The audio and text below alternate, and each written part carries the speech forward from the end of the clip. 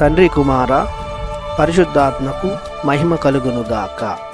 ఈనాటి జీవవాక్యం. ప్రభువు మీదనే భారము వేయుము, నీవు ఆయనను నమ్మినచో ఆయన నీ కార్యమును నెరవేర్చును.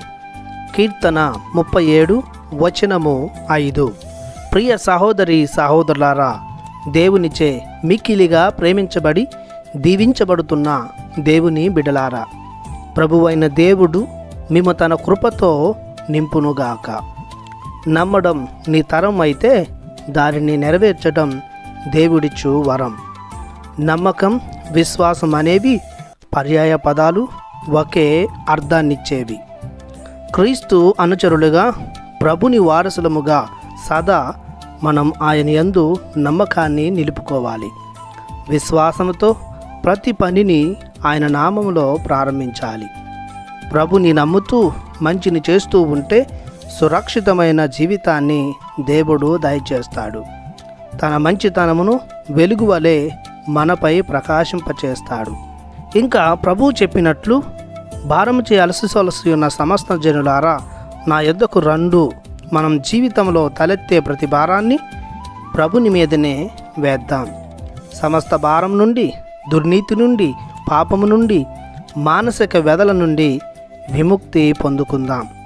దేవుని నామములో ప్రారంభించే ప్రతి కార్యమును నమ్మకంతో, దృఢమైన విశ్వాసముతో కొనసాగించినట్లయితే 100% ఫలాలను అనుభవించగలుగుతాం.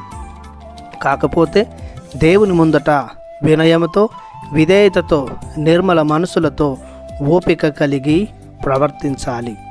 అప్పుడు ప్రభువు చెప్పినట్లు విశ్వాసముతో, నమ్మకముతో అడిగిన ప్రతి ఒక్కటి మనకు కలుగుతుంది. కావున మన దైనందిన జీవితంలో చివరి వరకు నమ్మకాన్ని నిలుపుకుంటూ మన భారాలన్నీ ప్రభునిపై మోపుదాం. ప్రార్థించుదాము. పరిశుద్ధుడమైన మా దేవ, మీ బంగారు పాదాలకు వందనాలు చెల్లిస్తున్నాము.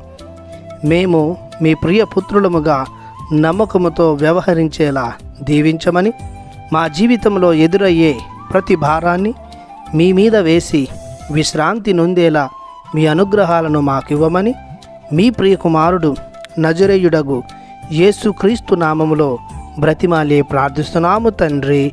ఆమెన్. దేవుడు మిమ్ము దీవించునుగాక. ఆమెన్.